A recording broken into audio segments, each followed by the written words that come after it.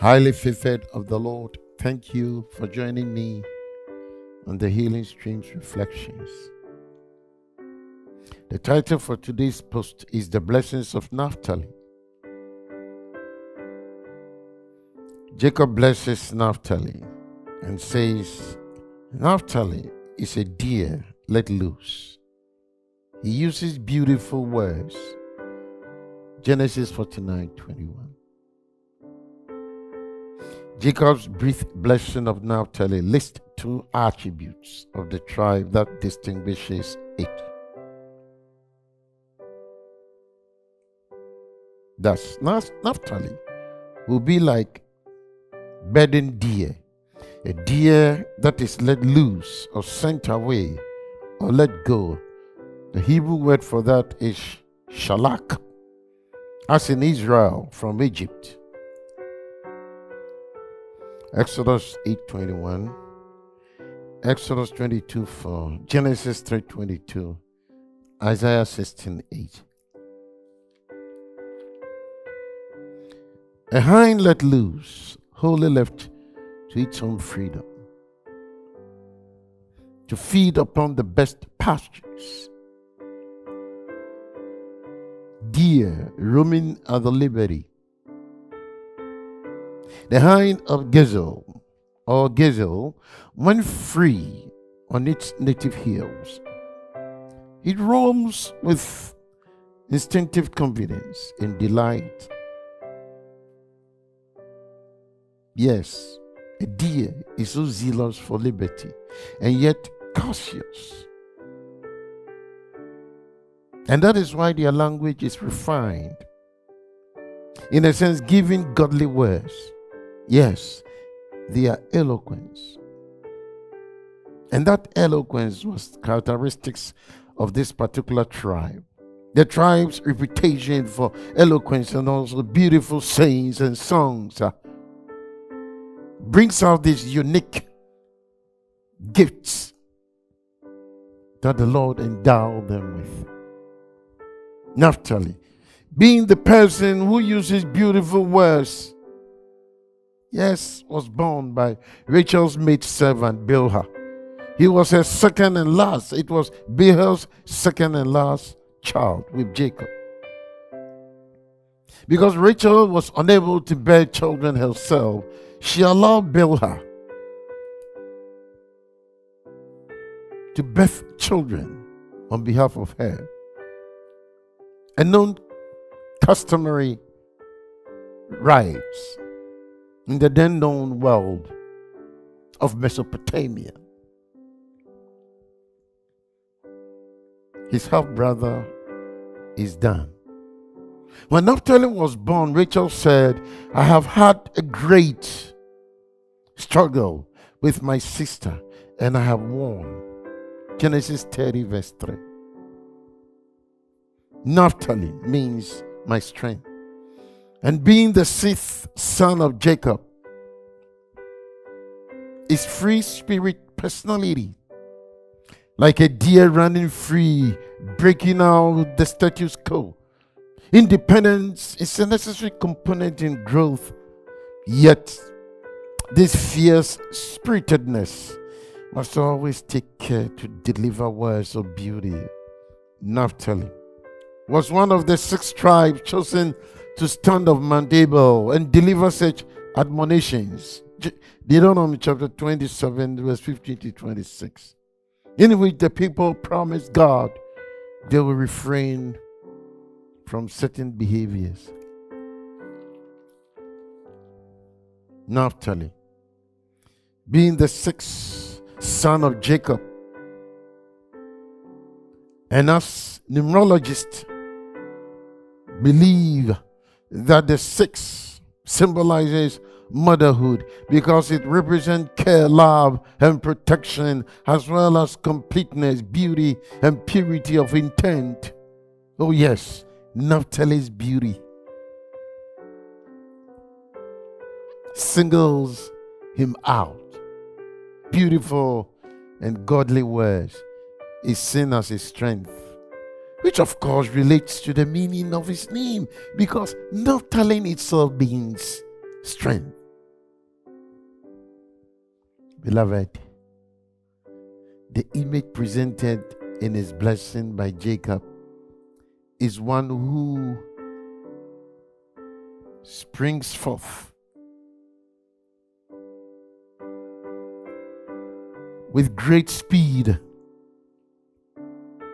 and provide good news. Later Moses blessed the tribe.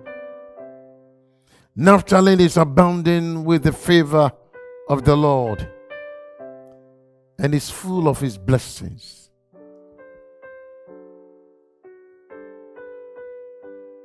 He will inherit southward to the lake. Deuteronomy chapter 33, verse 23. It is therefore not surprising that in Joshua chapter 19, 32 to 39, we learn that Naphtali's land was in northern Israel, bordering Aser's territory. And the land was in a key portion near the Sea of Galilee, the region where Jesus did much of his teaching and ministry. In Matthew chapter 4, 12 to 16, in which Matthew tells us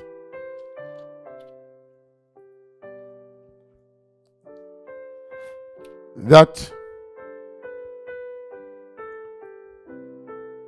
now when Jesus heard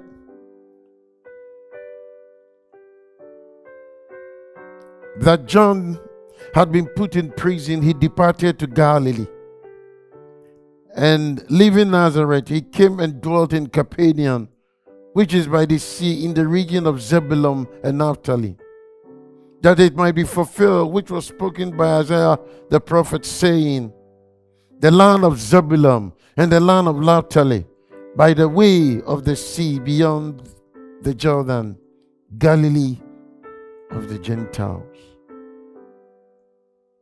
Verse 16, then the people who sat in darkness have seen a great light, and upon those who sat in the region and shadow of death, light has dawned. Beloved, because so much of the ministry of Jesus took place in the region of Naphtali, it was fittingly said of Jesus that he uses beautiful words, the likeness of Naphtali. Naphtali's God's favor and blessings in his territory given to him by Joshua and Moses seems to rub on Jesus' ministry in the region of Galilee.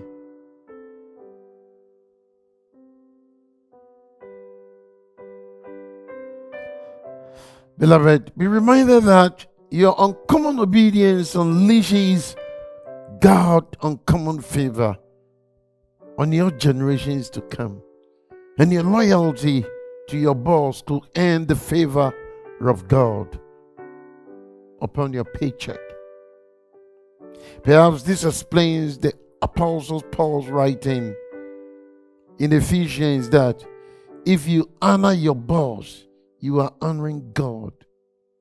In Ephesians chapter 6, verses 5 to 9. Friends, each act of obedience shortens the distance to any miracle you are pursuing.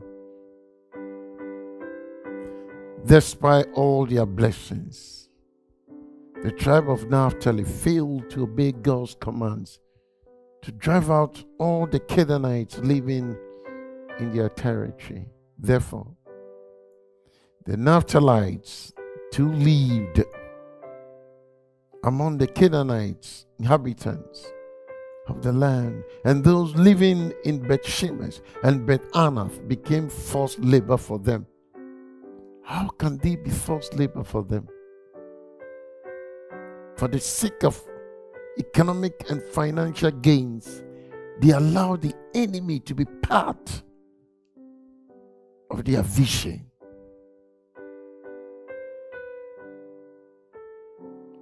Friends, relationship is a solid connection between two individuals. That each should not only inspire but add or even multiply the gift and talent of the other, and that the connection should be permanent. But here, what do we see? Naphtali's decision to stick with the Canaanites would definitely distract their focus from their God-given assignment and vision, because they have allowed the enemy the access to assign these Canaanites by hell to distract, to delay, discourage, and to derail their God-given assignment for them. And that is what is happening to a lot of folks in the church. A lot of folks beyond the walls of the church, they fail to realize that the enemy is always seeking to undo their destiny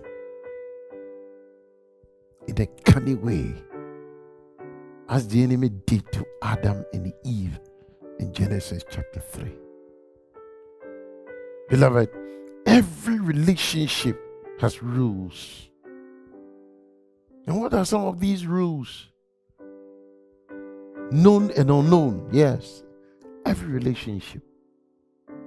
Spoken or unspoken. Ignored or embraced.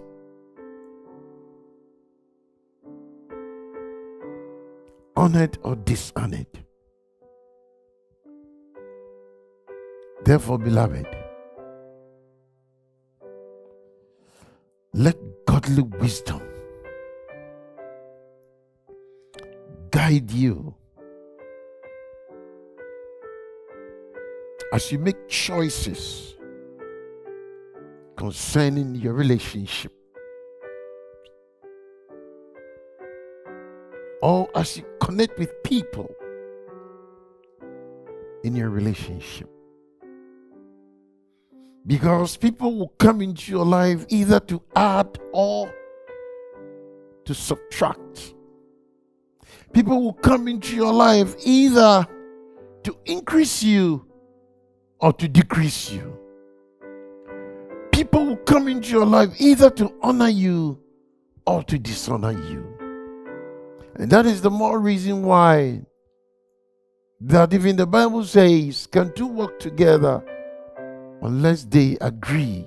And the word work implies that you have to be somebody who is focused.